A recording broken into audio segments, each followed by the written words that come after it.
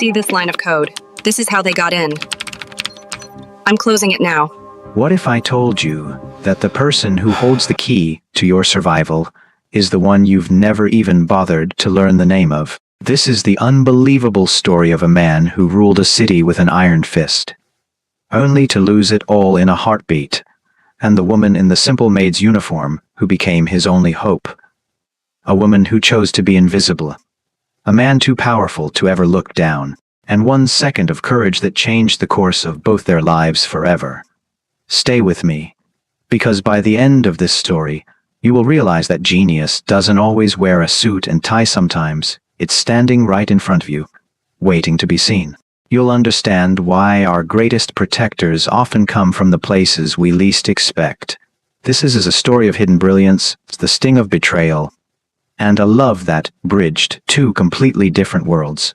Welcome back. Before we get into the heart of this mystery, please hit that subscribe button and let me know in the comments. Have you ever felt like someone was underestimating what you're truly capable of? I'd love to hear your story. You know, life has a funny way of stripping us of our pride when we think we're untouchable. Let me tell you about Choi Tae-won.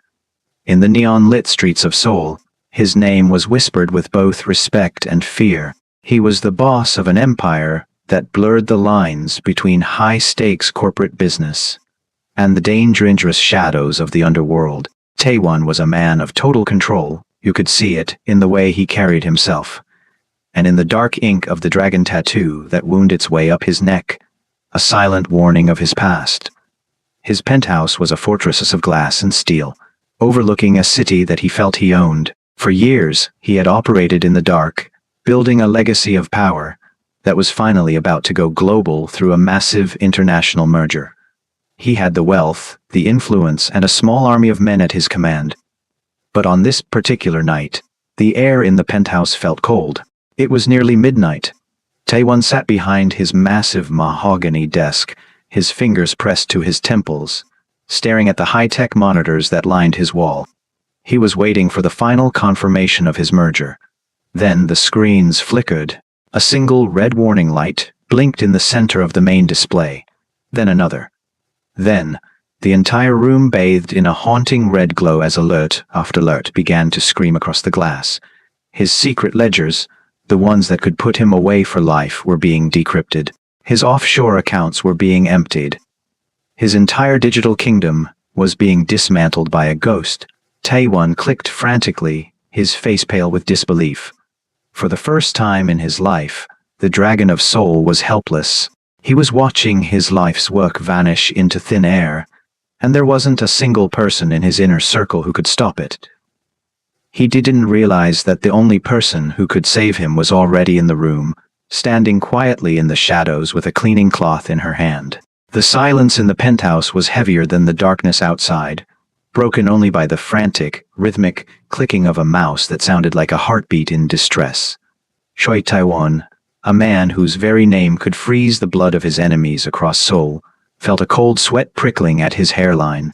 On the wall of high-definition monitors, the world he had spent 15 years building, complex of shipping lanes, real estate holdings, and silent partnerships, was bleeding red. It wasn't just a glitch. It was a zero-day exploit, a digital ghost that had bypassed every firewall and encrypted guard dog his expensive security team had installed. One by one, his assets were turning into ghosts. The bank accounts in Zurich, locked. The cargo manifests for the Incheon docks, deleted. Even the smart locks on his own private elevator had engaged, sealing him inside his glass cage 40 stories above the pavement. Tae-won's face, usually a mask of impenetrable calm, was contorted in a mixture of fury and genuine terror. He slammed his fist against the mahogany desk, the impact rattling the crystal glass of expensive whiskey he hadn't even had the chance to touch. For a man like him, power wasn't just about money. It was about the ledger, the digital record of every favor owed, every bribe paid, and every secret kept. And right now, he could see a progress bar on the center screen. Agonizing crawl as an unknown intruder began downloading the black book. If that file reached the authorities, his rivals in the rival gangs of Gangnam, His life wouldn't just be over, it would be erased. He reached for his encrypted phone to call his chief of security, but the screen stayed black. They had cut him off. He was the dragon of soul, yet in this moment, he felt like a trapped bird watching the hunter approach with a net. He leaned back in his leather chair, his fingers pressing so hard into his temples that his vision blurred. The red light from the monitors cast a demonic glow over the intricate dragon tattoo that peeked out from his collar, making the ink look as though it were wreathing in the same agony he felt. He had always known that betrayal would come from the shadows, but he had expected a blade in an alley or a poisoned drink at a gala. He never expected to be defeated by a flickering screen and a series of error messages. The weight of his isolation began to crush him. He had spent his life pushing people away, treating subordinates as chess pieces and allies as temporary inconveniences. Now, in his hour of absolute need, there was no one to call, no one to trust. Then, a soft sound cut through the digital sirens of his mind, the faint, rhythmic squeak of a rubber-soled shoe on polished marble.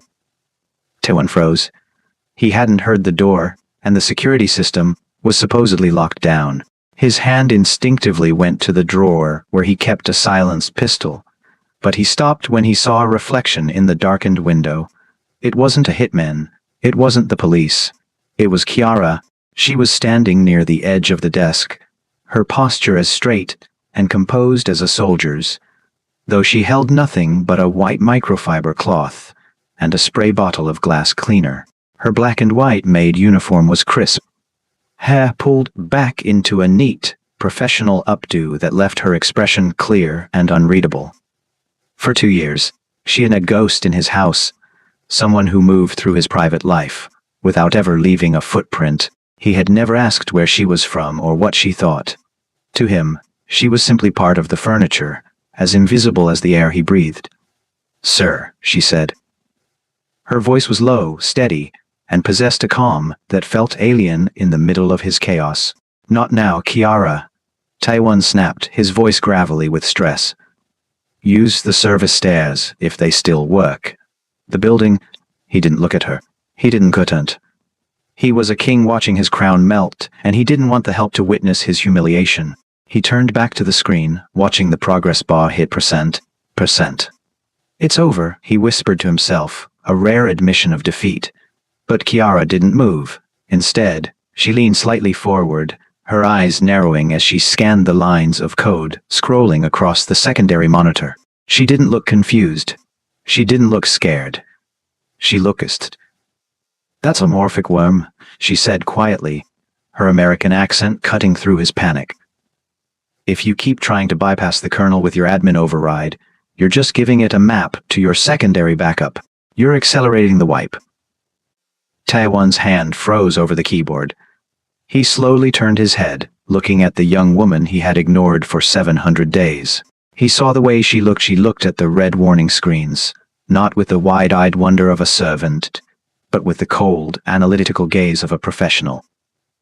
For the first time, he noticed the intelligent spark in her eyes, a sharp, piercing brilliance that he had been too arrogant to see. "How do you know that?" he asked, his voice barely a whisper. Kiara didn't answer immediately. She set the cleaning spray down on the $20 desk and stepped into the light of the monitors. "You have 30 seconds before the ledger begins its final upload to an external server in Macau. You can either keep wondering who I am, or you can get out of that chair and let me stop the bleed." In that moment, the hierarchy of the penthouse shifted. The billionaire, the dragon, he was just a man in a burning house. And the maid, she was the only one knew where the exit was. Taewon looked at the red screen, then back at Kiara's steady, confident hands. With a shaking breath, he pushed his chair back, yielding the seat of his power to the woman who had spent the last 2 years cleaning it. The fall of the dragon was complete, but as Kiara's fingers began to fly across the keys with a speed and precision he had never seen, a different kind of story was just beginning. The transition was so seamless it felt surreal. One moment, Kiara was the woman who polished the mahogany. The next, her hands moved across the mechanical keyboard with the rhythmic, percussive speed of a concert pianist. Taewon stood paralyzed behind her, his shadow cast long against the red-bathed walls of the penthouse. He watched the reflection of the scrolling code in her dark eyes that usually looked toward the floor in a show of professional deference, but were now sharp, predatory, and entirely focused. "You're using a decentralized firewall with a single point of failure at the gateway," she murmured, her voice stripped of the soft, polite lilt she used when asking if he wanted more tea. Now it was a voice of steel and precision. The attacker knew that. They didn't break in, they were invited. "This is an inside job, Mr. Choi." Someone gave them the master handshake. Taewon felt a cold shiver that had nothing to do with the air conditioning. And inside, his inner circle was composed of men he had bled with, men whose families he supported. To hear this silent observer diagnose his betrayal so casually was a second blow to his chest. "How can you be sure?" he managed to ask, his voice sounding thin even to his own ears. "Because this specific exploit, the Ghost Protocol, was developed by a private security firm in Virginia 5 years ago," Kiara replied, never taking her eyes off the screen. "It's not sold on the dark web. It's commissioned.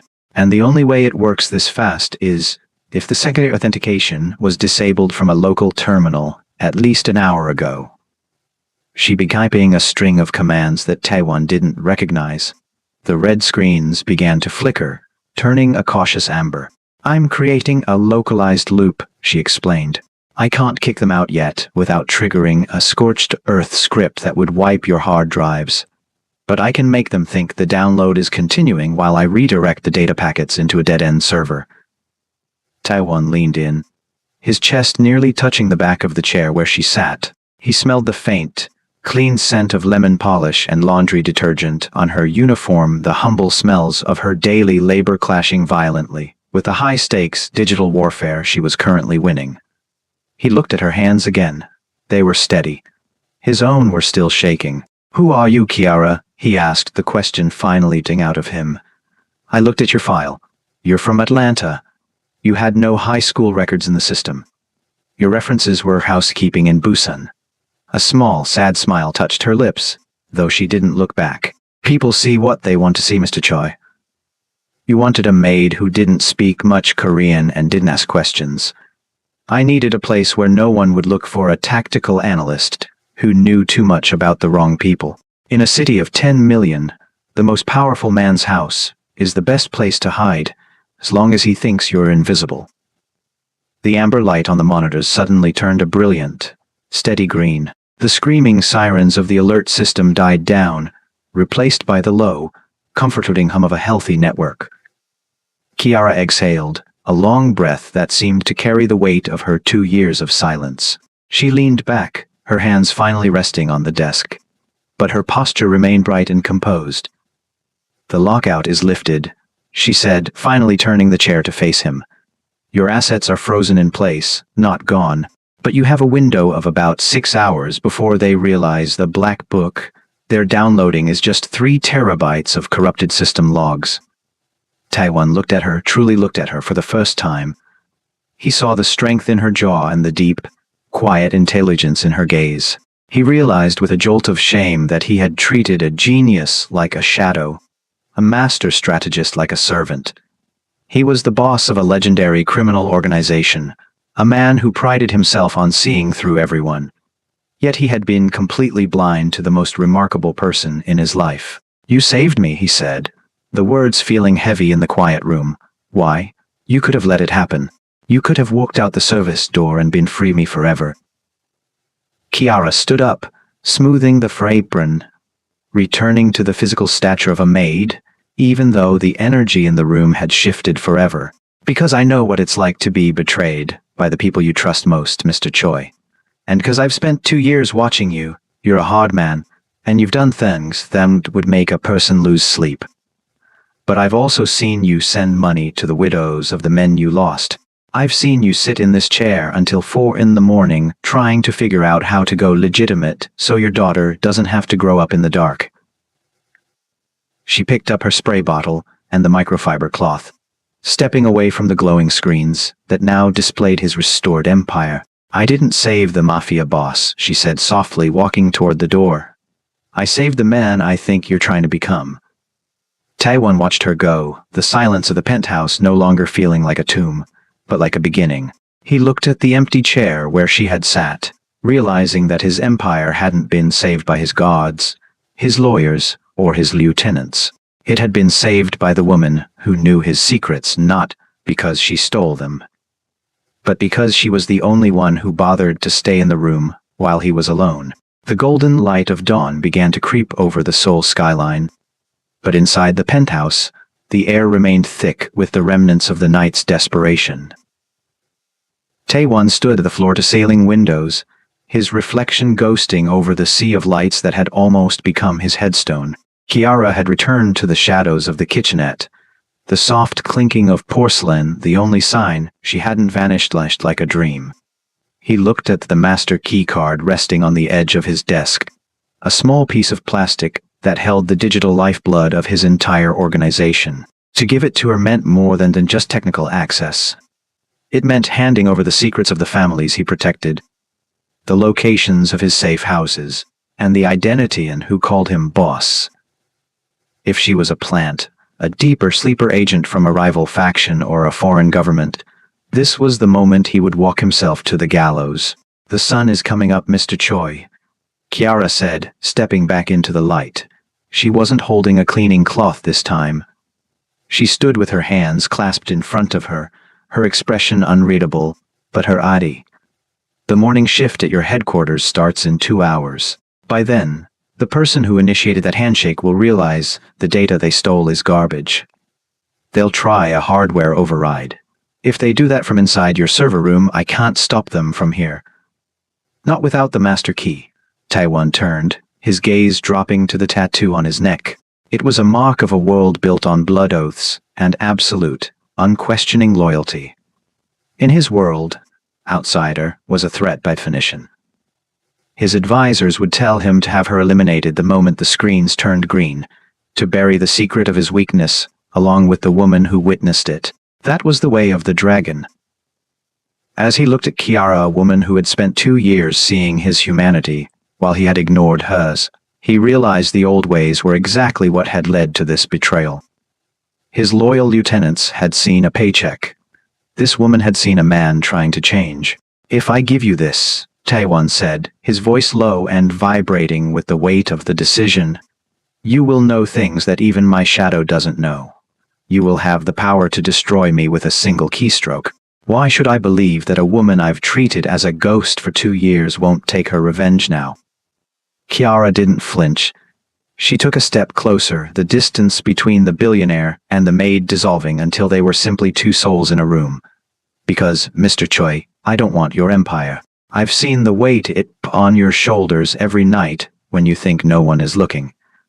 I'm not helping you to get a seat at your table.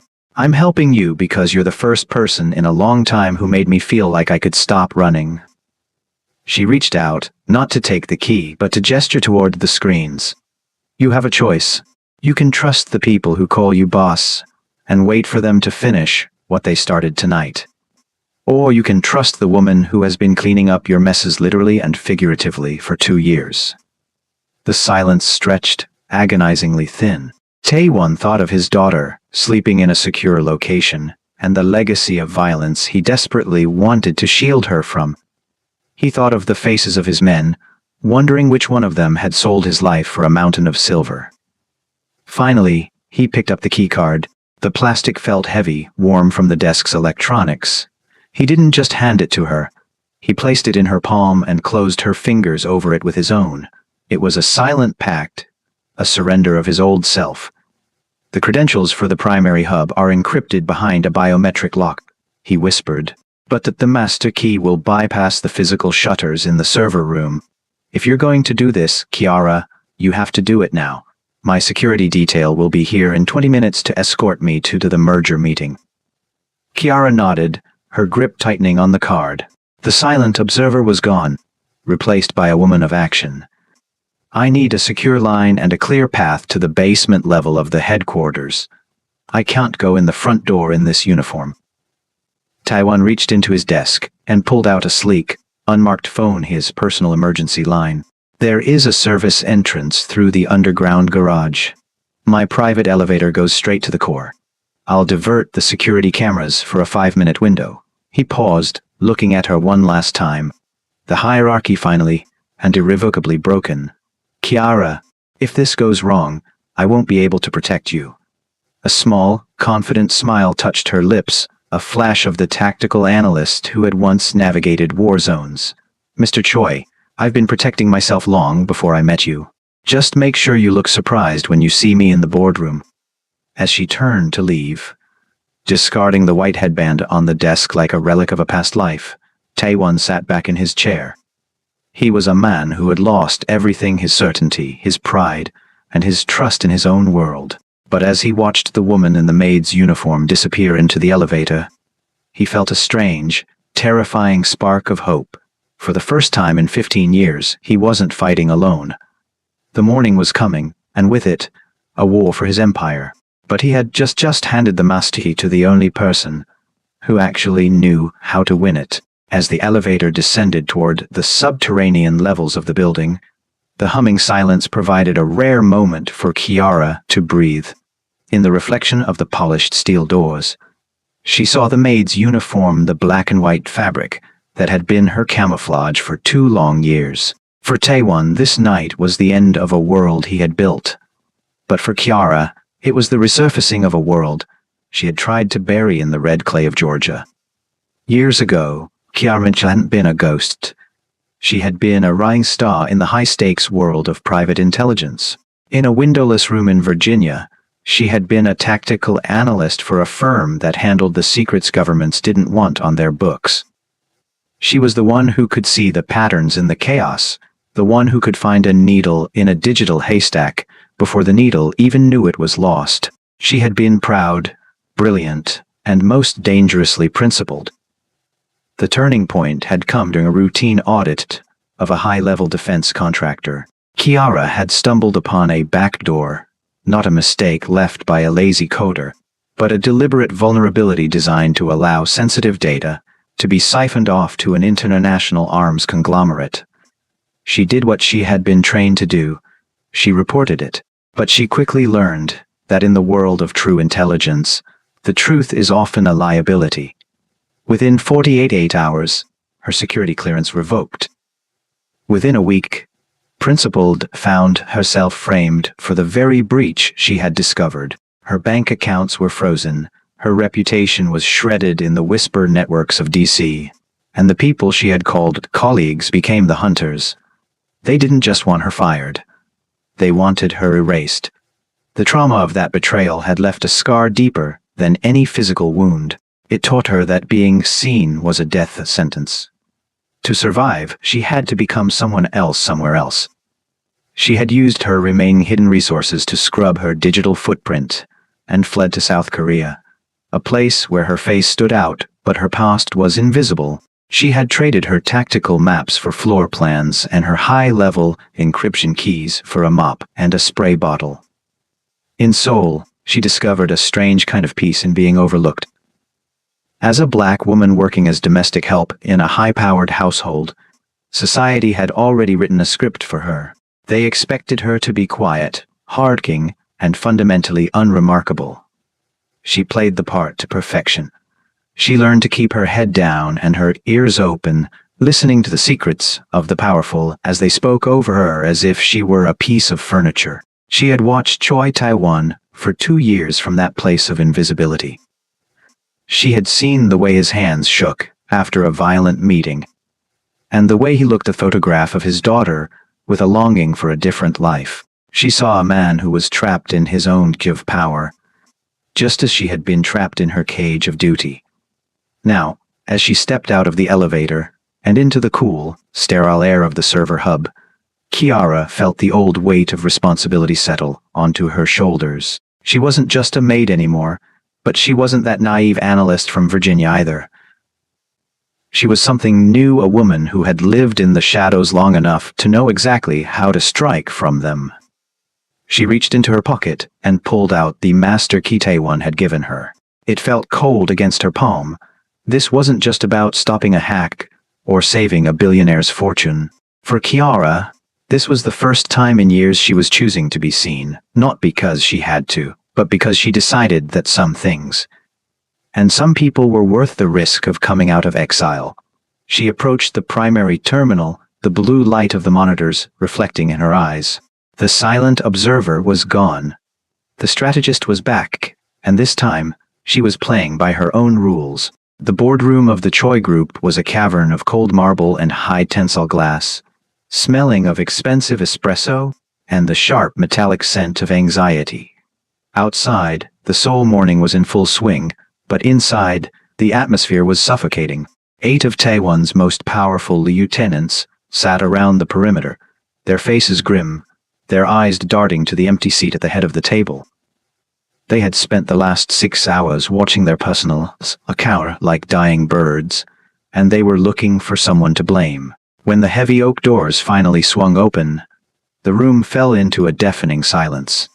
Taewon, his gait steady, his dark suit perfectly pressed as if the world hadn't nearly ended on his watch. But it wasn't his presence that caused the collective intake of breath.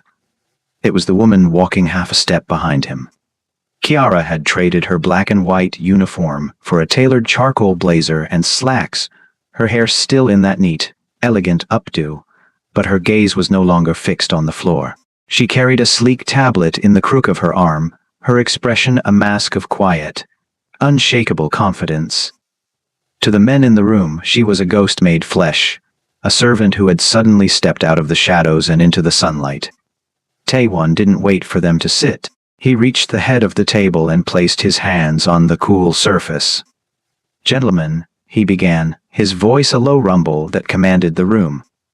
"The crisis that began at midnight has been neutralized. Our assets are secure, and the merger will proceed as scheduled at 10 o'clock. A murmur of relief rippled through the table, but it was quickly cut. Park, the oldest and most traditional of the lieutenants. He glared at Kiara, his lip curling with a mixture of confusion and disdain. "And who is this, boss? Why is the help standing in a room where blood is sworn? This is a private meeting of the inner circle." Taewon's eyes narrowed, the dragon on his neck appearing to tighten.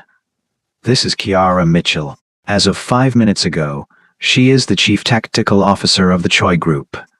She is my second in command for all matters regarding digital infrastructure and internal security.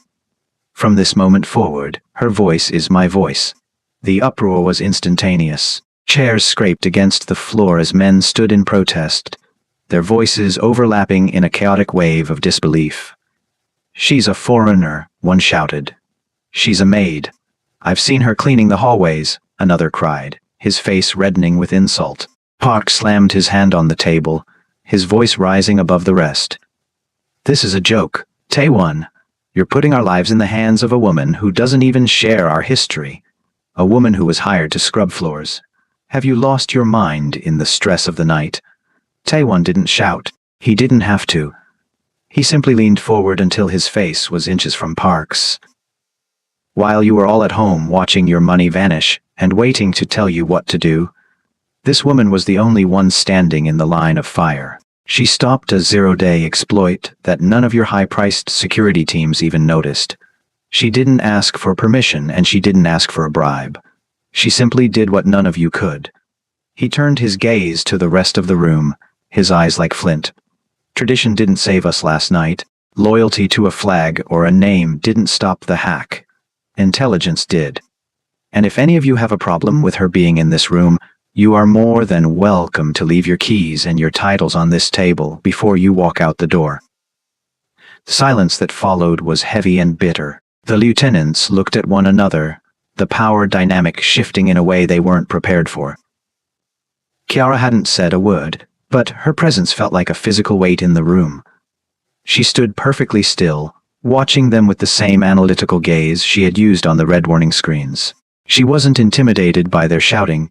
She was studying them, looking for the patterns of their dissent, just as she had looked for the patterns in the code. Park slowly sat back down, his jaw tight, his eyes burning with a resentment that promised future trouble. "Fine," he hissed. "She saved the servers. But being a second in command is about more than typing on a screen. It's about knowing who the enemies are." I already know who the enemies are, Kiara said. Her voice was calm, cutting through the tension like a blade. It was the first time most of them had ever heard her speak, and the authority in her tone was jarring. I've spent 2 years listening to you speak in the hallways when you thought I couldn't understand you. I know who is skimming from the Incheon accounts. And I know who has been meeting with Titan Systems representatives in secret. The temperature in the room seemed to drop 10 degrees. The men who had been shouting suddenly found reasons to look at their notes or their watches. Taewon felt a grim sense of satisfaction. He had spent years ruling through fear and tradition, but Kiara was teaching him a new kind of power. The power of the person who has been watching while everyone else was talking. Kiara has the floor, Taewon said, stepping back to give her the center of the room. She is going to show you exactly how we are going to find the man who tried to kill us last night. And I suggest you listen closely, because by noon, the inner circle is going to be a lot smaller than it is right now. As Kiara stepped forward and activated the primary monitor, the lieutenants realized that the invisible woman had not been invited into their world. She had already conquered it. The dragon had a new shadow, and she was far more dangerous than the man she served. The blue light of the boardroom's massive monitors bathed the frozen faces of the lieutenants in a ghostly glow. Kiara stood at the center of the room, her fingers dancing across the interface of her tablet. She didn't look like the woman who had spent 2 years emptying their trash bins. She looked like a commander directing a surgical strike. Taewon sat slightly back, his arms crossed, watching the men he had called brothers with a newfound, terrifying clarity. A zero-day exploit is like a thumbprint, Kiara began, her voice steady and clinical. It requires a specific set of permissions and a very narrow window of opportunity. The person who triggered the lockout at 9 p.m. didn't just have a password, they had physical access to the server room's cooling subroutine. She swiped her finger across the tablet, and a comps map of the building's internal wiring appeared on the wall. A single red line began to pulse, tracing a path from the executive offices down to the basement. The attacker used a localized signal jammer to hide their movement from the primary security cameras. She continued, but they forgot about the secondary atmospheric sensors. These sensors track heat signatures to adjust the air conditioning. The men at the table shifted uncomfortably. The tension was so thick it felt as though the oxygen was being sucked out of the room. Kiara tapped a specific point on the timeline. At 8:42 p.m., while the rest of you were at the charity gala, someone entered the server room. They spent exactly 4 minutes inside, just enough time to plug in a hardware bridge that allowed an external firm, Titan Systems, to bypass our encryption. Taewon's eyes swept the room, resting on each man like a predator deciding where to bite. And who, he asked, his voice a low, dangerous rumble. Does the sensor say was in that room? Kiara looked up from her screen. She didn't look at Park, nor at the younger men who had been shouting earlier. Her gaze landed directly on a man, Min Ho, the quiet, meticulous head of logistics, who had wiped one side for over a decade. The heat signature matches a man of exactly 5'10", weighing approximately 180 pounds, Kiara said. But more importantly, the hardware bridge was activated using a specific biometric sequence. An iris scan. She swiped again. A high-resolution log appeared on the screen, showing the login credentials. The room went deathly silent. The name on the screen, in bright, unforgiving letters, was Min Ho. Min Ho's face didn't crumble into a mask of guilt. It hardened into a sneer of pure, cold hatred. Didn't try to deny it. He looked at Taewon, then at Kiara. A dry, hollow sound that echoed off the marble walls. You found it, Min Ho spat, his voice devoid of its usual humility. The maid found the ghost in the machine. But it doesn't matter, Taewon. Titan Systems already has the keys. They've promised me a seat at a table that doesn't require me bow to a man with a tattoo on his neck. You're a relic. A dinosaur waiting for the asteroid. Taewon didn't explode in rage as they expected. He stood up slowly, the silence in the room becoming heavier than the shouting had ever been. He walked toward Min Ho, his shoes clicking rhythmically on the floor. You think they want you, Minho? Taiwan asked, his voice almost a whisper. Tate doesn't buy partners, they buy tools. And once a tool has been used to betray its first owner, it's usually thrown away. He turned to Kiara, a silent question in his eyes. She understood. She tapped a final sequence on her tablet. Minho thinks he succeeded, Kiara said to the room. But as I told you, I redirected it into a dead-end server. The keys he gave Titan are nothing but a recursive loop. Every time they try to use one of those passwords, it sends a signal back to me, mapping their own internal servers. Right now, I am currently downloading Titan's entire list of offshore accounts and their roster of paid informants within the Seoul Police Department. The shift in the room was tectonic. Minho's sneer vanished, replaced by a look of pure, unadulterated terror. He realized in that moment that he hadn't just failed his betrayal. He had led his new masters into a trap set by a woman he had never even looked at. You're not just a maid, Minho whispered, his voice trembling. Kiara looked at him, her expression one of calm, detached pity. I told you, Minho, people see what they want to see. You saw a servant. I saw a traitor who walked too heavy in the hallways. Taiwan signaled at the door.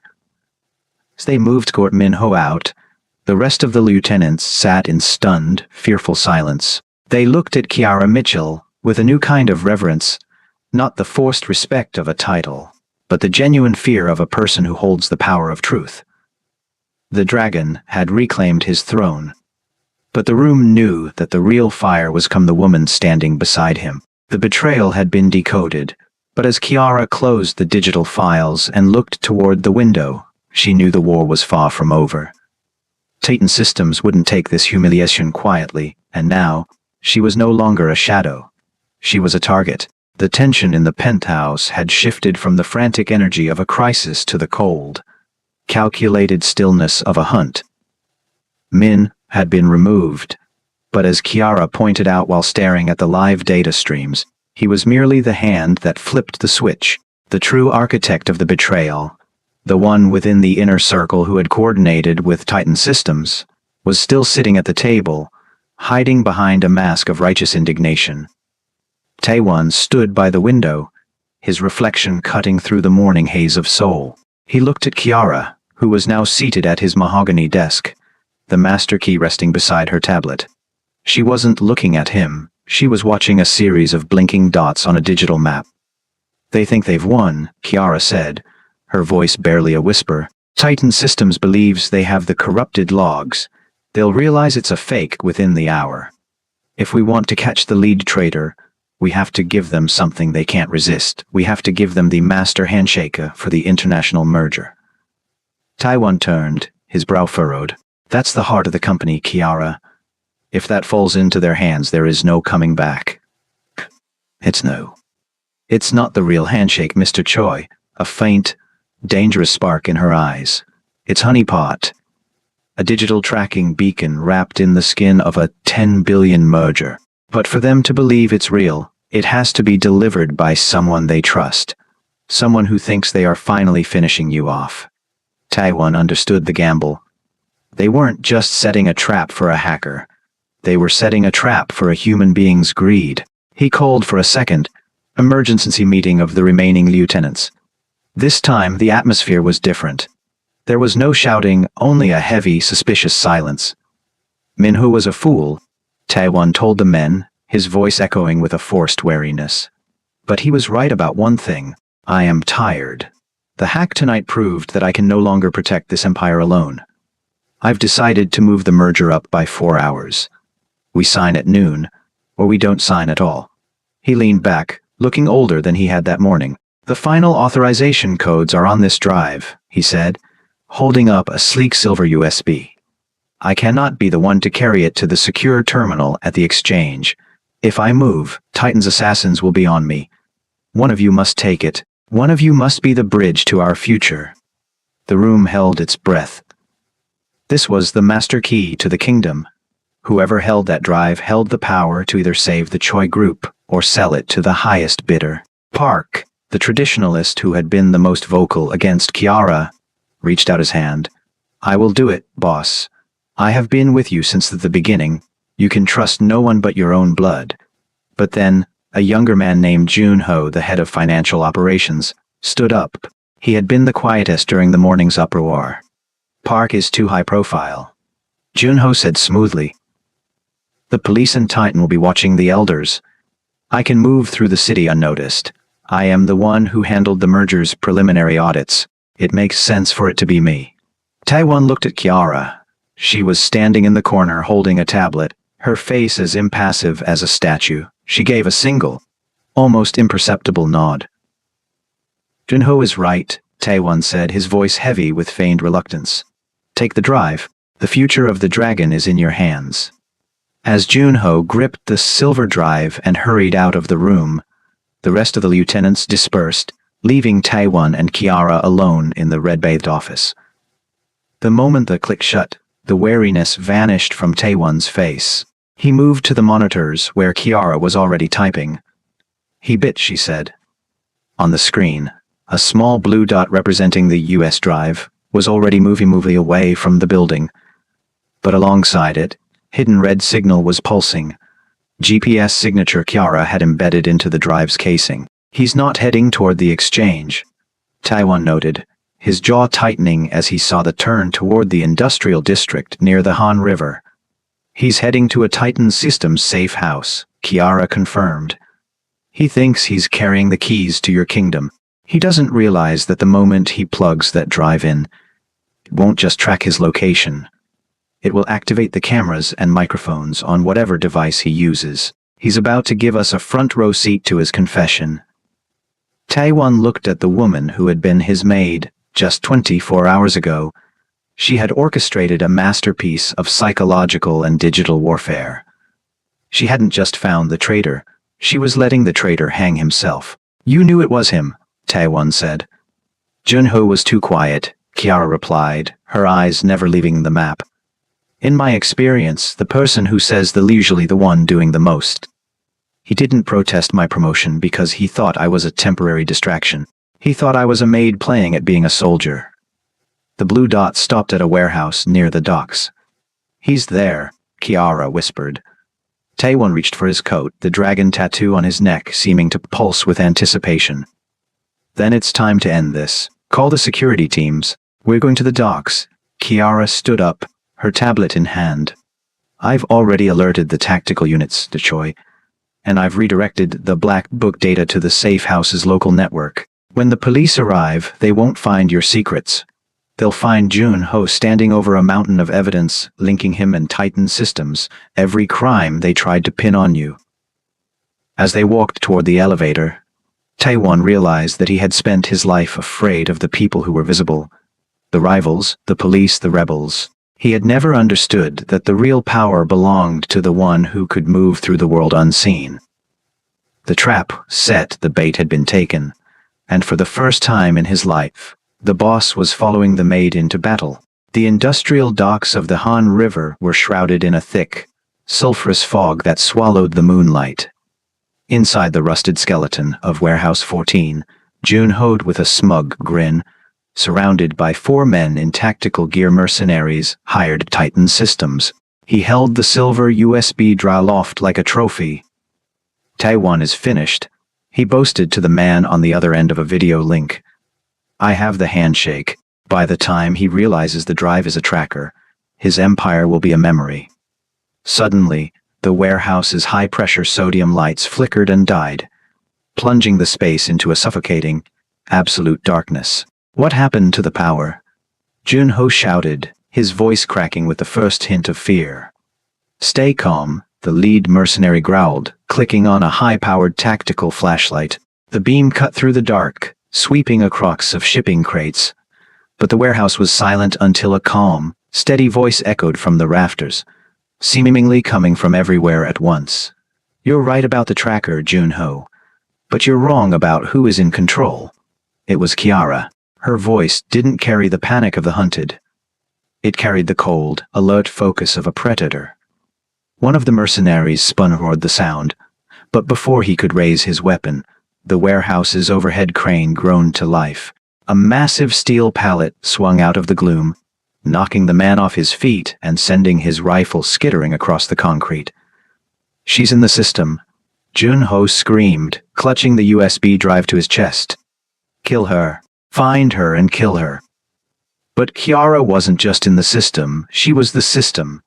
From her tablet in the armored van outside, she was playing the warehouse like an instrument. She triggered the fire suppression system, and a blinding cloud of chemical foam erupted, masking her movement as she slipped through a side door, her silhouette lean and lethal in the mist. Taewon moved through the fog behind her, watching in awe. He had spent his life leading with a hammer, but Kiara was using a scalpel.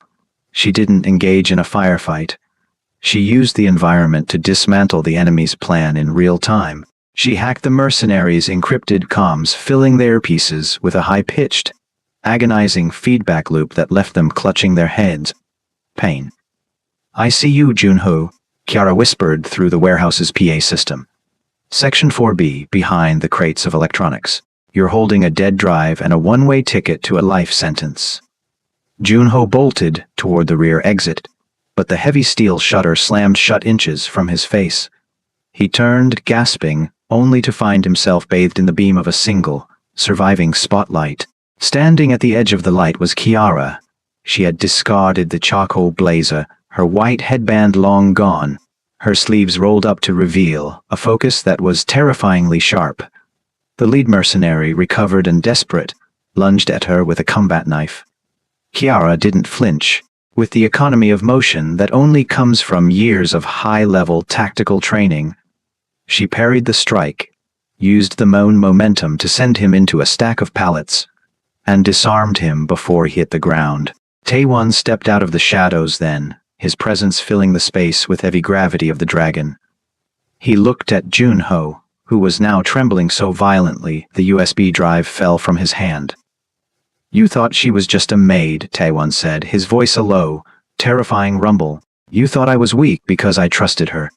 I can explain," Junho stammered, looking toward the dark corners for an escape that didn't exist. "There is nothing to explain," Kiara said, stepping forward. She tapped her tablet one last time. Outside, the wail of sirens grew louder, not the local precinct, but the National Cybercrimes Task Force. "The data on that drive didn't just track you, Junho. It broadcast your conversation with Titan Systems to every major new news outlet in the city. You didn't just betray the boss, you confessed to the world." The standoff was over. The mercenaries lay groaning in the dark, and Junho fell to his knees, his face pale at the realization that he had been outplayed by the very person he had refused to see. Kiara stood beside Taewon, her breathing steady, her eyes reflecting the flashing blue and red lights of the arriving authorities. The Shadow Queen had reclaimed her throne, not in a windowless room in Virginia, but here, in the heart of a city that had tried to ignore her. Taewon looked at her, his hand brief touching the tattoo on his neck, a symbol of the old world. Then he looked at Kiara and gave a short, respectful nod. He wasn't the one who had saved Empire tonight. He was just the man lucky enough to have been standing next to the woman who did. The sirens had long since faded into the morning air, and the dust of the warehouse had settled, but the world that rose from the wreckage was entirely unrecognizable. 6 months later, the Choi Group was no longer whispered about in the dark corners of Seoul as a shadow empire. It had become the gold standard for global innovation. The transition hadn't been easy. It required a surgical extraction of the old guard and a complete dismantling of the boss that Taewon had worn like armor for over a decade. Taewon stood on the balcony of his new headquarters, a building designed not for isolation, but for transparency. He no longer wore the heavy, dark suits of a man hiding a dragon. Today, he wore a simple, light-colored blazer, the collar open to reveal that the tattoo was still there. Reminder of where he came from, but no longer a definition of where he was going. He watched the city below, but for the first time in his life, he didn't feel like he was looking at targets or tools. He was looking at a sea of possibilities. The doors behind him opened, and he didn't need to turn to know who it was. The rhythm of her step was no longer the cautious, quiet pace of a maid, but the steady, rhythmic stride of a partner. Kiara joined him at the railing, her hair styled in its signature elegant updo, her eyes reflecting the bright morning sun. She was the chief executive of the newly formed Mitchell Choi Foundation, a division of the company dedicated to finding of talent in the underserved neighborhoods of the world. The board just approved the expansion into Atlanta, Kiara said, a smile playing on her lips. They were hesitant at first, but once they saw the data on the talent pools we're tapping into, they couldn't say no. Taiwan turned to her, his expression softened by a peace that would have been unimaginable a year ago. They couldn't say no because they've finally learned to trust the person behind the data. They've learned what I learned that in the penthouse, that the most valuable person in the room is often the one you've been trained to overlook. He reached and, his fingers interlacing with hers. Their partnership had grown into something far deeper than business. They were a miracle born of a crisis, a testament to what happens when pride is traded for humility, and when a shadow is finally given the light it deserves. Their wedding had been a quiet affair, far from the cameras and the gossip, attended only by those, not as a mafia boss and a maid, but as two people who had saved each other from their own versions of exile.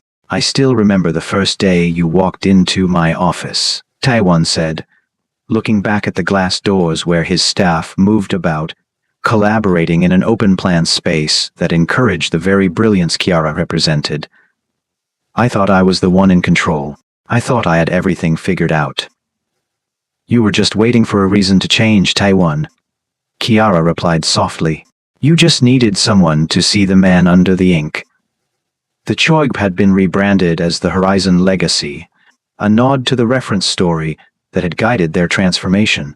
It was a company built on the principle that genius has no hierarchy, and that loyalty is earned through respect, not fear. They spent their days dismantling the old systems of corruption and replacing them with a legacy of transparency that shook the foundations of Seoul's corporate world. As they stood together, looking out over the city they were helping rebuild, the voice of the narrator seemed to echo in the wind, reminder to the world that our greatest blessings often come wrapped in the most unexpected packages. They were no longer the dragon and the ghost. They were the visionaries of a new empire, one where no one was invisible and everyone had a seat at the table. Taiwan looked at Kiara, his wife and his equal, and realized that he hadn't just saved his company that night. He had saved his soul, and as they walked back inside, hand in hand, to start the day's work, it was clear that the story of the Korean boss and the Black Maid wasn't just a story about. It was a story about the kind of love and brilliance that changes the world in seconds.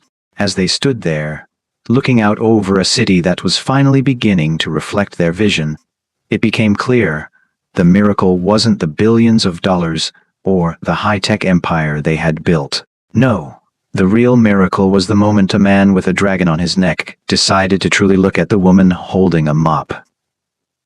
Taiwan and Kiara spent the rest of their lives proving that when you stop looking at titles and start looking at souls, you find the strength to change the world. They taught us that no one is truly invisible unless we choose not to see them, and that sometimes the person you think is your servant, the one destined to be your savior.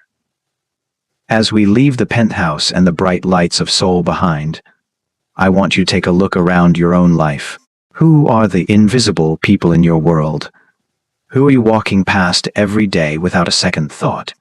Because the truth is, we are all just one moment away from needing